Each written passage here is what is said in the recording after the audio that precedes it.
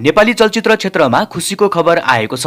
लोकप्रिय अभिनेता पल शाह अभिनीत चलचित्र आबाट आमाले प्रदर्शनको आज 51औं दिन पूरा गरेको छ। यस उपलब्धिसँगै अभिनेता पल शाहले आफ्नो दर्शक तथा सम्पूर्ण शुभचिन्तकहरूप्रति हृदयदेखि नै आभार व्यक्त गर्नुभएको छ। सामाजिक सञ्जाल मार्फत आफ्नो प्रतिक्रिया दिँदै उहाँले चलचित्रलाई सफल बनाउन योगदान दिने सबैलाई धन्यवाद दिनुभएको छ। उहाँका अनुसार प्रचार प्रसारदेखि लिएर 51औं दिनसम्म निरन्तर साथ, माया र सहयोग गर्ने सम्पूर्ण दर्शकहरू तथा मिडियाकर्मीहरूप्रति विशेष कृतज्ञता व्यक्त गर्नुभएको छ।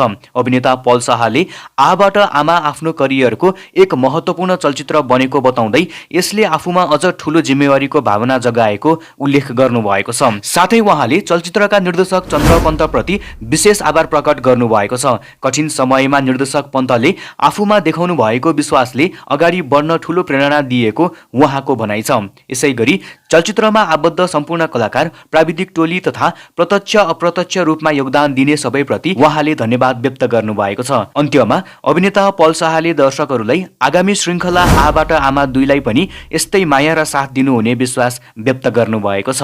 तपाईहरू पनि यो नयाँ बन्ने श्रृङ्खला आबाट आमा 2 हेर्नका लागि कतिको एक्साइटेड हुनुहुन्छ कमेन्ट गर्नुहोस्।